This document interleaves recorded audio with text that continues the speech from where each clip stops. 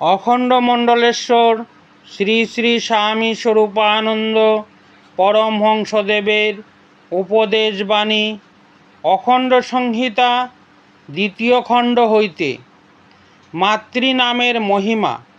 শ্রী শ্রী বরাহমণি বলিলেন, মা নাম যে কত বড় নাম তা কি করে বুঝবে যদি না এ নামের সাধন করো?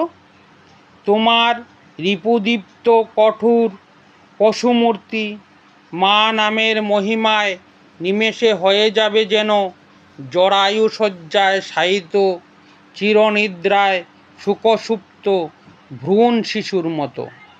মা কে? শ্রী শ্রী বরাহমণি বলিতে লাগিলেন, কোন মায়ের কথা বলছি?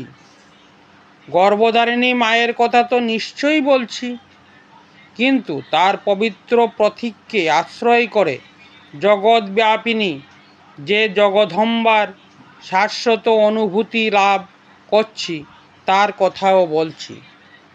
একটি ক্ষুদ্র সংসারের সন্ততিমণ্ডলীর সকল কল্যাণ যিনি স্নেহের দৃষ্টি দিয়ে আগলে বসে আছেন, তারই স্নেহ বিশ্বতমুখ হয়ে জগজ্জননীর রূপ ধরছে। ভূমিকম্পে, ঝঞ্ঝাবাতে, বজ্রপাতে, আসন্ন মৃত্যুকালে সকল অহং ভুলে গিয়ে সকল জীব যার পদতলে নিজেকে দেয় বিনা শর্তে ছেড়ে, আমি সেই মায়ের কথা বলছি, যার নাম রোগের ঔষধ, বিপদের প্রতিষেধ, সুখের সান্ত্বনা, দুঃখের আশ্রয়। সেই মায়ের কথাই বলছি, মাতৃময়ী বসুন্ধরা। অদ্য বৈকালে শ্রী শ্রী বরাহমণি ভবানীপুরে কোনো ভক্তগৃহে গমন করিলেন। মহিলারা আসিয়া শ্রী শ্রী বরাহমণিকে প্রণাম করিতে লাগিলেন।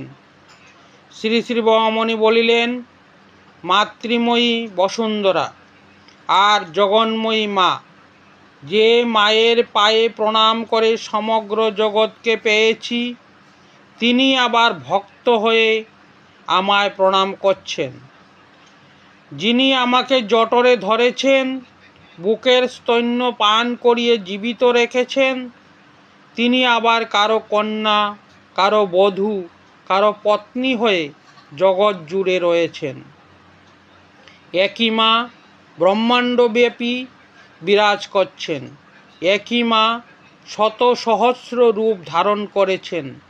তোমরা আমার মা, আমার গর্ভধারিণী মা, আমার প্রসবকারিণী মা, আমার স্তন্যদায়িনী মা, আমার চৈতন্য সঞ্চারিণী মা।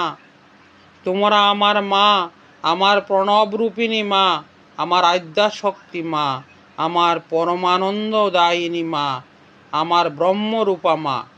মাকে যে প্রণাম করে তার কোটি জন্মের কর্মফল কেটে যায়, তার দিব্যদৃষ্টি খুলে যায়, তার লৌহ শৃঙ্খল খসে যায়।